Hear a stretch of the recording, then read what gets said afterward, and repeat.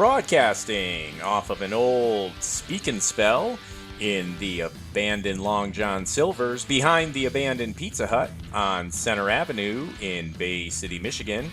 It's Everything, Anything, and Nothing Really with your hosts, Eric Walensky and Matthew Maynard. Hey folks, how you doing tonight? My name's Eric. My name's Matt. And good evening to you, Matt. Hello, Eric. What's happening, man? Well, I noticed something funny today. As we all do. What did you see? Thanks for setting me up.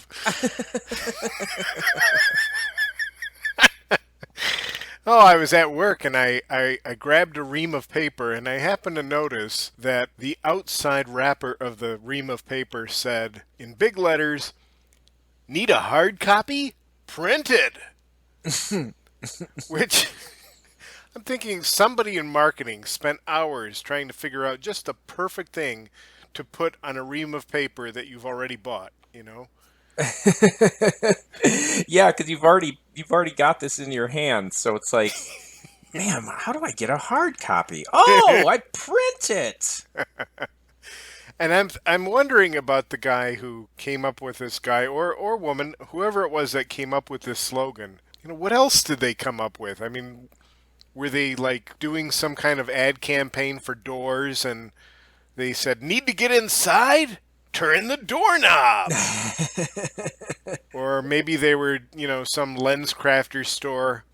"Need to see where you're driving? Get glasses." Or a window manufacturer. Need some air? Open it. I like how you're very all-encompassing, too, by acknowledging that a woman could have been responsible for such a terrible tagline. Well, I don't know who was responsible for it, but whoever it was. But I like that you allowed that, hey, it might not have been a man. A woman could be this terrible, too.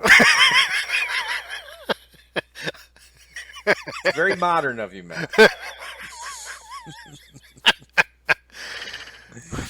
Well, I don't think anybody's going to be jumping up taking credit for that, so guess we'll never know.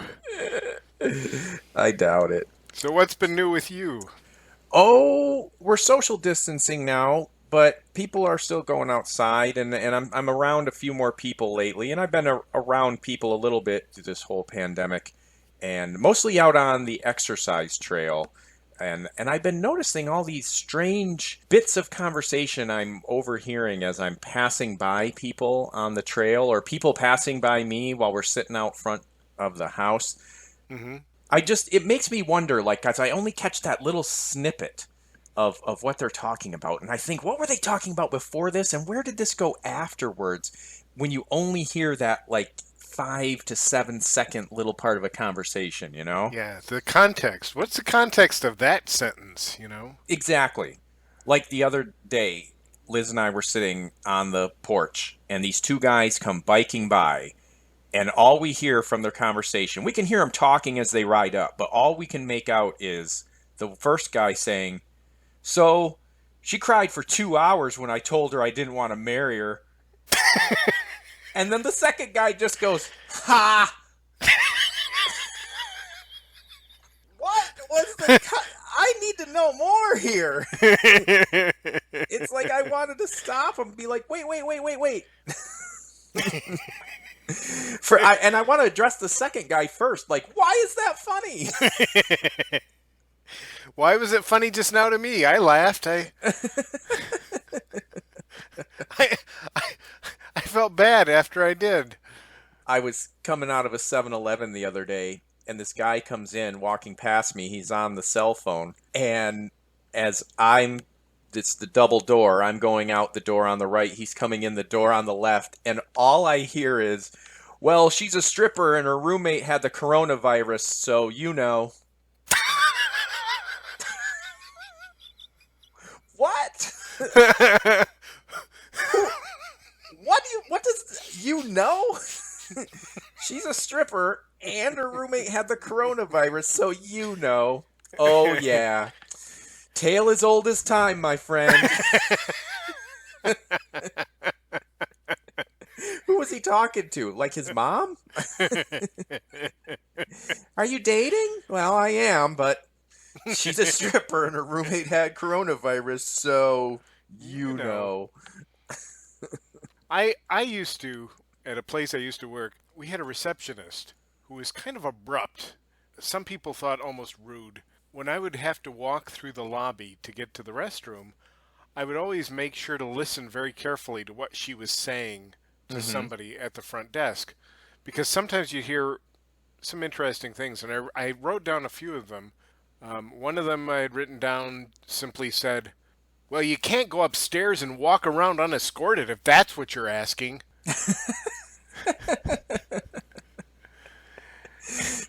Was that So, what they were asking? I don't know. Was that like in a really roundabout? Well, let's say nobody was with me, and let's say I managed to go upstairs, and Let's say I didn't know where I was going, but that's not going to stop me from looking around. Then another day I went through and I heard her say, "And it's Wednesday and I haven't even had popcorn." what time was this? It was in the afternoon. It was Oh, well, then it's well past popcorn time on a Wednesday. on a Wednesday, yes.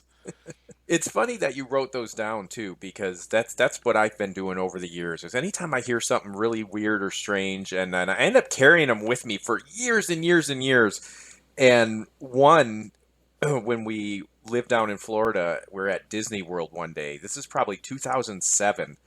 I've carried this one with me, and it just slays me. It was a mom and a little boy. They were in a store in the Magic Kingdom at Disney World. And as I'm walking by, and I'm kind of just browsing the items, and the little boy had to have been 3, 4 years old tops. Hmm. Mama, if I can't make it to the bathroom, is it okay if I pee myself? The mom looks at the kid and says, "Did I ever say that was okay?" The boy says, "No." The mom says, "Then why are you asking?" And I'm like, "'Cause he's gotta go to the bathroom. Why do you think this is coming up?" He's not writing a book. He's not trying to find motivation for a character in chapter 5. He's 4 years old. He's gotta go to the bathroom. I don't know much about kids, Matt, but if a little kid starts asking you bathroom-specific questions like that, Yeah, they're not just planning for like if something should happen, something's about to happen. exactly. When they start asking questions like that, you're 2 minutes away from a mess, tops. Why are you asking me that? Because he's got to go to the bathroom. Another conversation I overheard at work one time.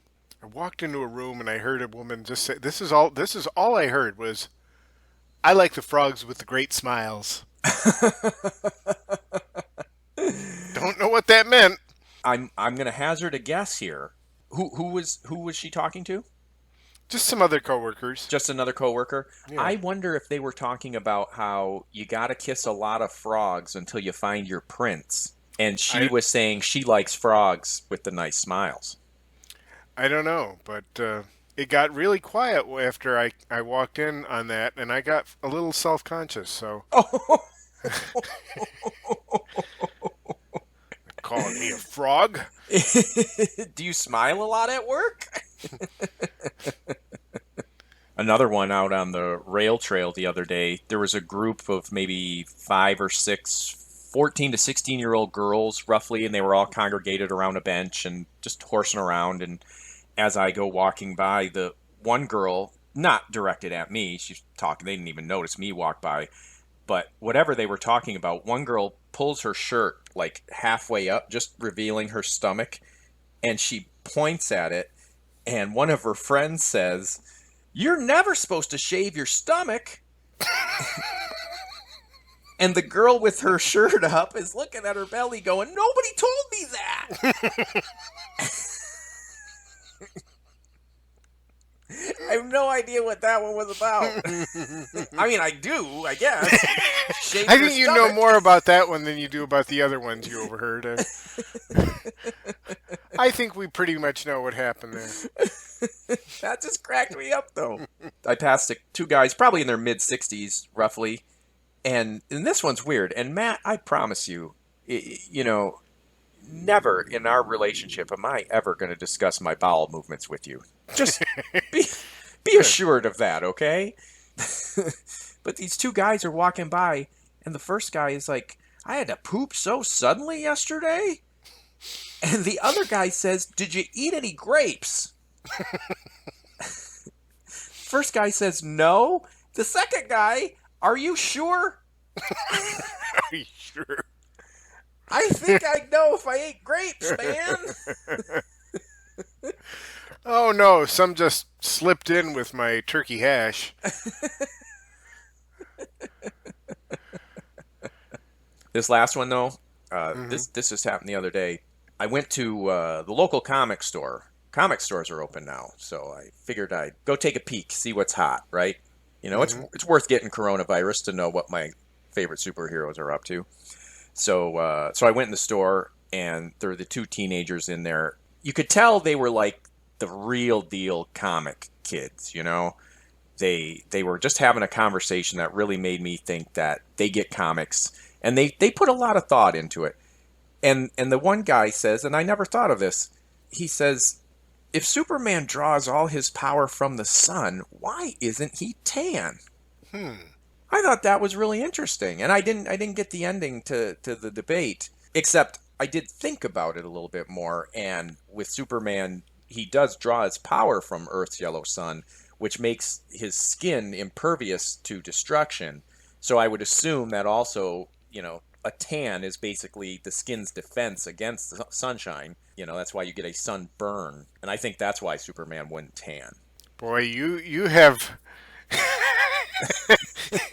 you've thought that's through too much. Well, those kids got me thinking, because I mean, he grew up in Smallville. He was a farmer. Like, did he never have the classic farmer's tan? So basically, this story was I went into a comic book store, and these people that were true blue comic fans, boy, they were deep. And and I spent days thinking about the solution to their problem.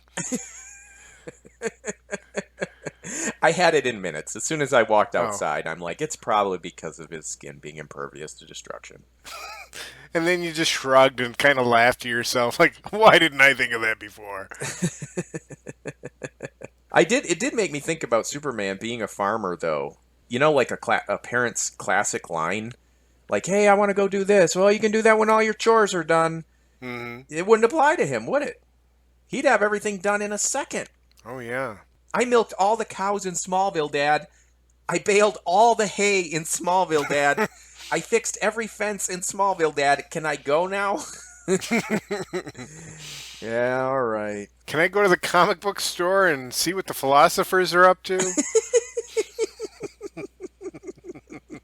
So when you were in there, were they all wearing masks? Was everybody wearing a mask now Oh, that they're open, or yep. Everybody was wearing a mask. I was wearing a that's good? mask. And you know what? It's kind of funny. People, they don't like wearing masks. A lot of people don't. But I No. felt like a comic book store was the most appropriate place to be wearing a mask. I know when I go out in my mask, I feel like I'm the shadow. I mean, here Yes. comes Lamont Cranston down the street. Right. That's exactly the way I feel. It's like I'm playing a role, you know? Hmm. Yeah, I feel like I've got to go rescue somebody and then expose the bad guys. I mean, that's. I catch a glimpse of myself in a glass door as I'm walking in somewhere with my mask on, and I think, oh boy, I look dashing now. Who was that masked man buying milk? Turns out all this time the secret to my looking debonair was wearing a mask. Hiding half your face was the best way. Right. There was recently a poll done in Michigan of Michigan shoppers. Hmm. MLive went to 37 stores across the state to find out who was wearing masks. 37 is such a odd number. I mean, it's an odd number, but it's even odder for this. It goes on to say they observed more than 3,000 shoppers in towns all over Michigan, stores all over Michigan. They go on to tell anecdotal stories about what people are saying about the masks. They have various quotes. "I'm a huge believer in universal masking," said Dr. Joel Fishbane. "I know there's a lot of debate. I know there's lots of resistance. But the idea of the mask should just be changed to being a good steward of the human race. I don't think it should be that big of a deal." Well, Dr. Joel Fishbane, you haven't been in Michigan very long, apparently. I like that. I'm a huge believer in universal masking. That sounds like something out of a Ray Bradbury novel. The entire universe? Not just Earth? Because then shortly after they talked to Dr. Fishbane. That meme is great. I wouldn't be able to talk to him like... So is it cancer, Dr. Fishbane? I would just be dying. If you went into his office and there was like a mounted fish and a mounted head of Conrad Bain on the wall, I wouldn't be able to hold a straight face. Oh, I get it, Fishbane. What if that's how his parents taught him how to spell his last name? You take the dad from Different Strokes and an old bass, and that's you. You're Fishbane. It does sound like something you would use for bait, though. Like just get some Fishbane on the hook. Yes!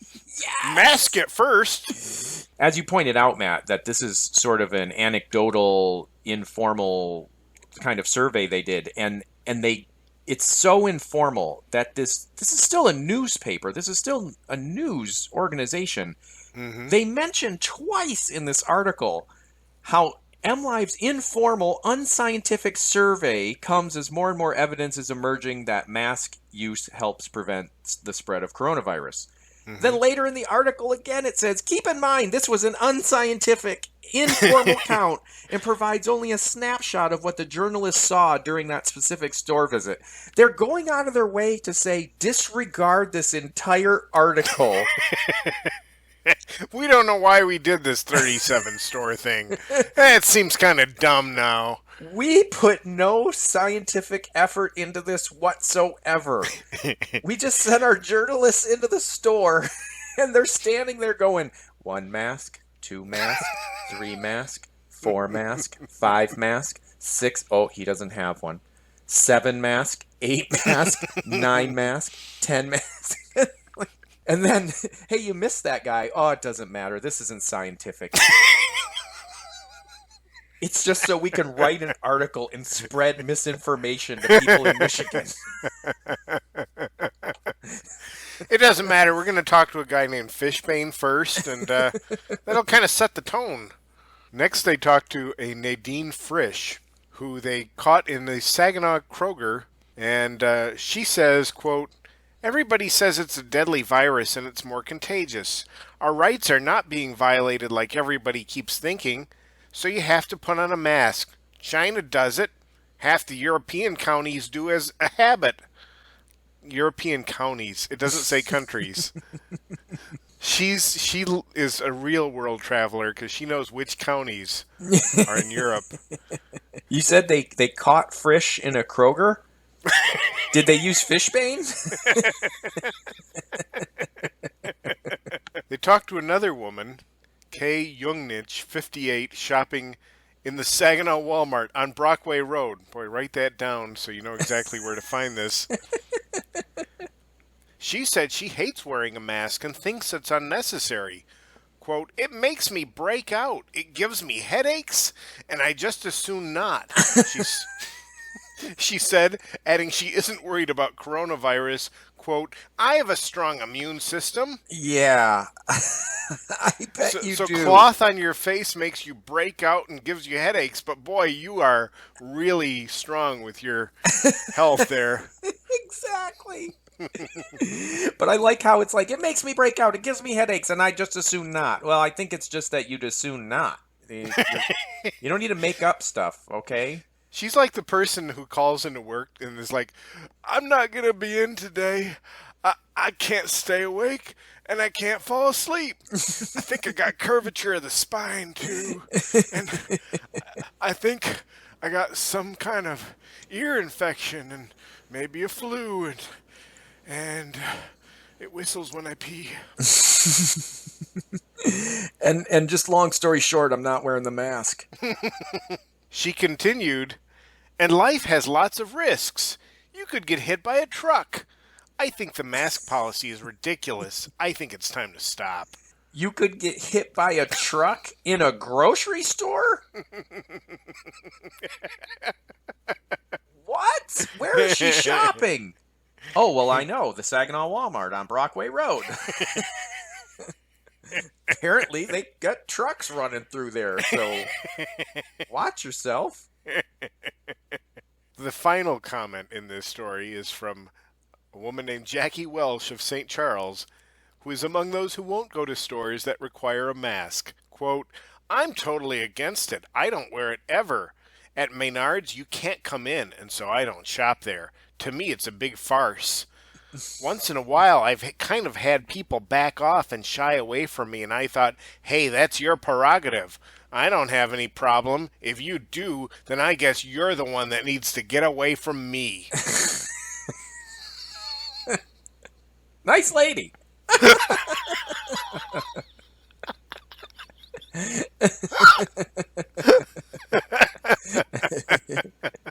I don't have any problem. If you do, then I guess you're the one who needs to get away from me.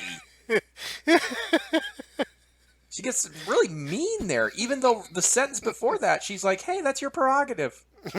And then all of a sudden she just changes. You know what? No, I don't have any problem. You have the problem. You need to get away. That's my prerogative on your prerogative. So MLive has another article linked to that one where they give you 8 tips about wearing masks. And I thought these were quite funny to me. One of the tips is, what can be used as a mask? Any cloth covering of the nose and mouth will do, including a scarf or bandana. You know, flags, pillowcases, old chloroform rags. Anything, really. I like, though, that we're 3 months into this pandemic and people are asking, what can I use for a mask? I know, exactly. You haven't figured this out yet? You know, it's like somebody saying, I need a hard copy. What should I do? We need to get those people, either that man or that woman, writing for masks. I like that the article says, wash your hands before putting on a mask and after taking it off. Well, Willie, Tyler, and Lester taught me that. Wash your hands. Wash your hands. Did you stick your hand in a puppet's butt? Wash your hands. And then some of these other tips, don't touch the front of the mask. A mask is necessary if you're outside, if you're within 6 feet of others. It's like you said, Matt. We've been wearing masks for 3 months now, and now this article is coming out explaining this to people. Mm-hmm. Like it says, make sure your nose and mouth are covered. Well, that's the whole point of the mask. What else? Yeah. What else are people covering? What, are they putting blindfolds on? I got a mask over my eyes. I don't understand. What? Like this? Do I wear it like this? No. Is your nose and mouth covered? I thought this would make a nice beard covering. I don't put it on the back of my head? What am I trying to protect then? The one that slayed me here the most, though, is all these people who are nervous about masks. They don't want to wear masks. There's a lot of people who just are not into it. So then this says, wash masks frequently and store them in a paper bag. Mm-hmm. Think of it like underwear. This is not how you're going to win anybody over. To tell them to think of their mask as underwear? Also, when they're saying store in a paper bag, that's not how I store my underwear. I know. I'm not putting them in with the bottle of vodka. Exactly. Who wrote this article? Their laundry day is weird. What are you doing with all those paper sacks? Where else am I supposed to put my underwear? Kind of like all those gloves in my glove compartment. Where else are you going to put gloves? I mean, come on.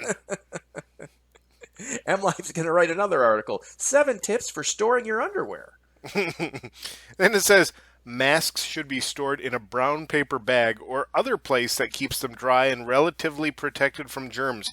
I didn't realize that brown paper bags were like the be-all, end-all of protection from germs. So why aren't we just wearing brown paper bags on our heads? Come on. Yes! We should all be walking around like the unknown comic from the Gong Show. Just cut out 2 holes and 1 little slot there. And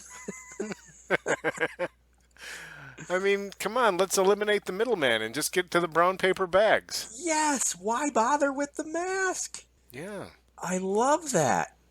And I like, too, how it says, store them in the brown paper bag or other place that keeps them dry and relatively protected from germs. Relatively protected from germs. So it can have a little access to germs, but just so it's relatively protected. Relatively. It's all relative. A brown paper bag's going to protect you more than, say, saran wrap.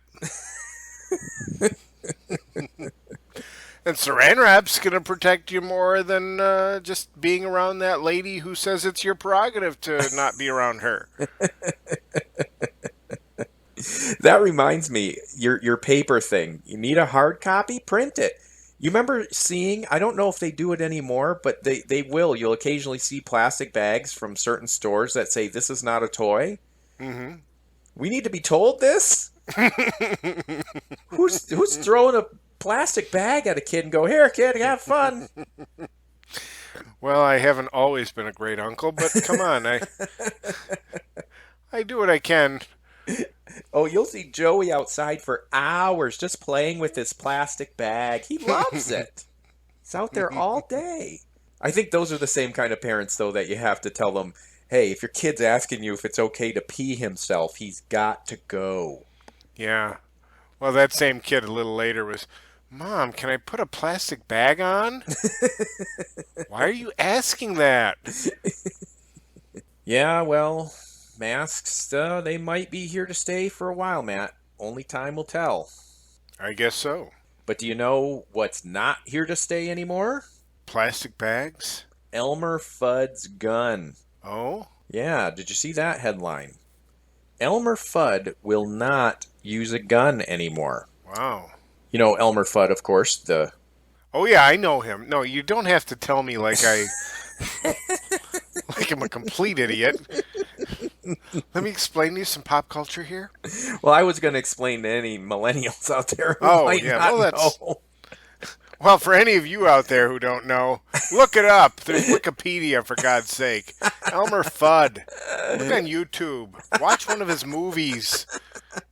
We don't have time to explain Elmer Fudd here. You're right. Come on, if you don't know who Elmer Fudd is... No time, Eric. No time. No, but come on. Millennials, get with it. Learn about Elmer Fudd. Well, Elmer Fudd has made a big change for the newest series of Looney Tunes cartoons. In the latest update of the series called Looney Tunes Cartoons, streaming on HBO Max, the iconic character will no longer use a gun, according to the people behind the show. We're not doing guns, executive producer Peter Braungart told the New York Times, but we can do cartoony violence. TNT, the Acme stuff, all that was kind of grandfathered in.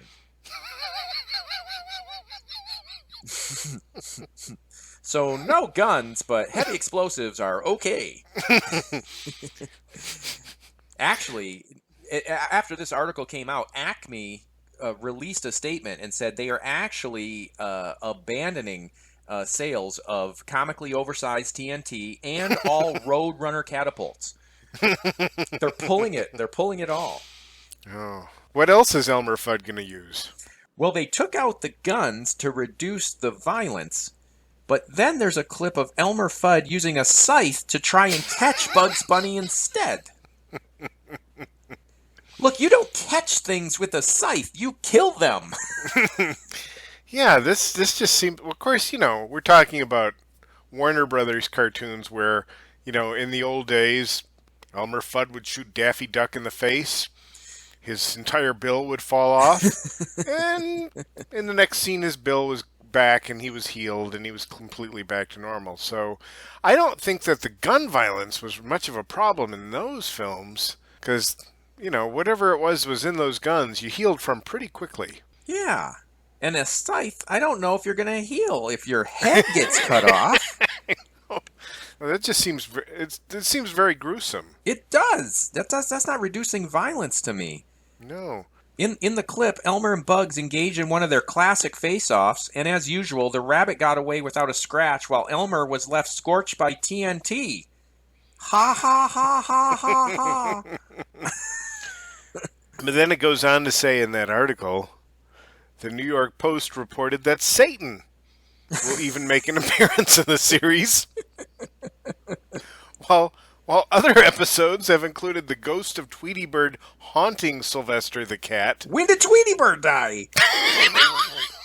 When that scythe got into his cage and Porky Pig sucking poison out of Daffy Duck's leg. What? Is he bit by a cobra? What is going on? Somewhere Mel Blanc is just sitting there saying, What are we doing? Yeah, no guns, but Satan is okay. The first time I read this and I saw that Satan will make an appearance, I read it as Stan will make an appearance. And I'm thinking, Dorothy Zbornak's husband? That's a twist. I did see the Prince of Darkness. What's up, Mephistopheles? I'm the rootinest, tootinest, angriest SOB this side of the lake of fire.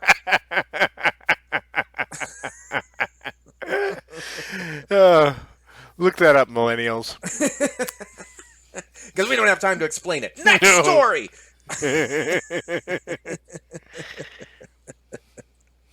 It turns out there is such a thing as too much pizza. Oh? A Belgian man says he's been receiving mysterious pizzas that he never ordered for over a decade.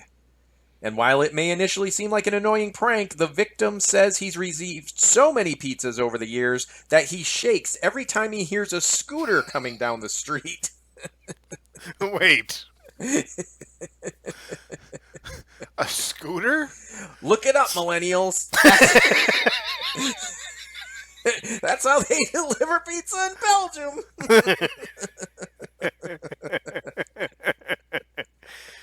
That's what should be on the paper at work, Matt. Need a hard copy? Look it up, millennials.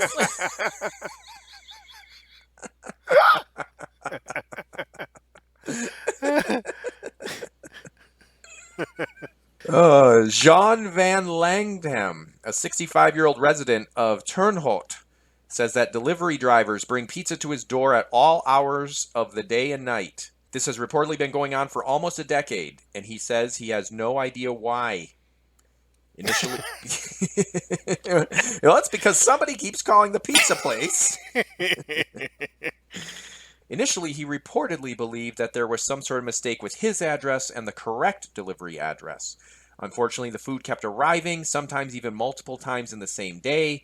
While he mostly receives pizzas, other fast food items have also been included in the order.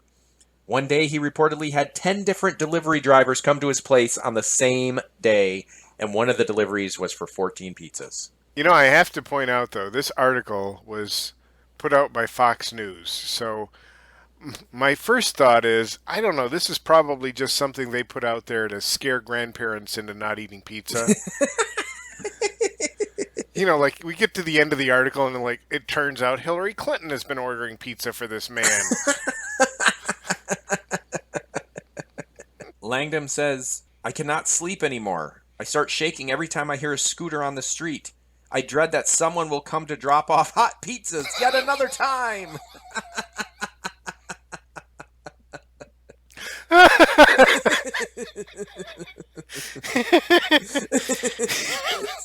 I also love that this is what consists of a newsworthy problem in Belgium.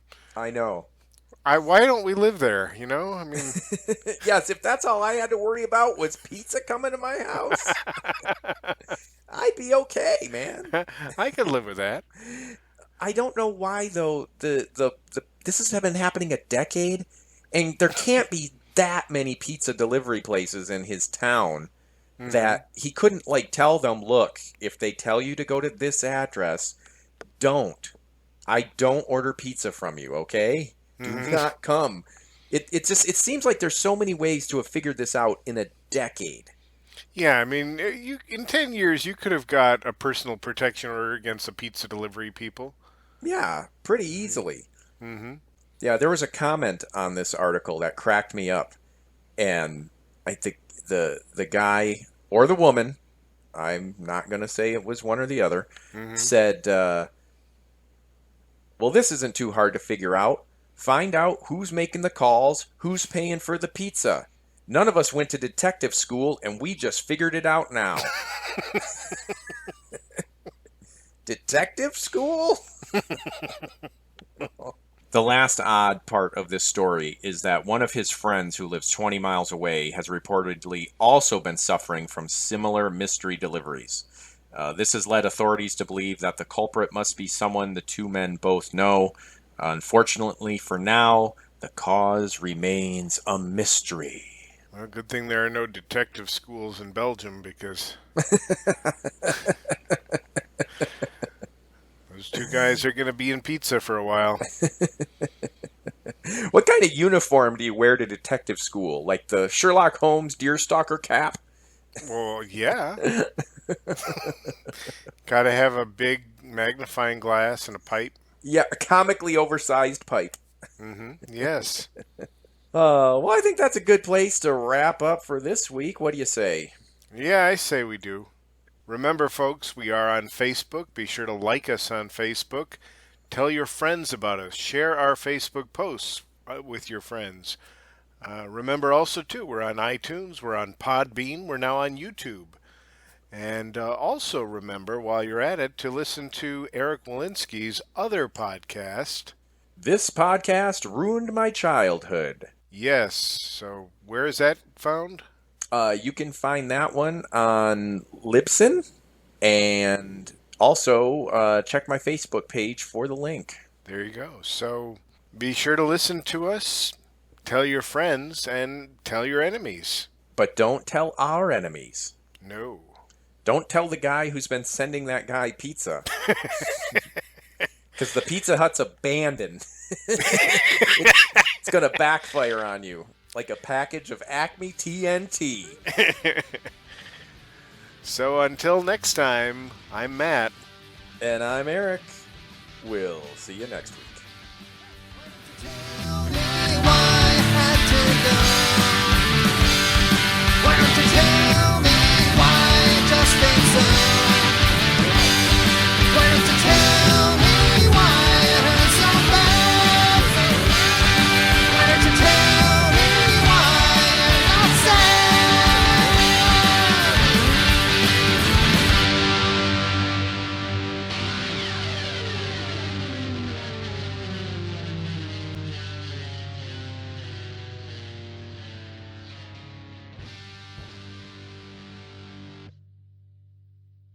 Daddy, if I can't make it to the bathroom, is it okay if I pee myself?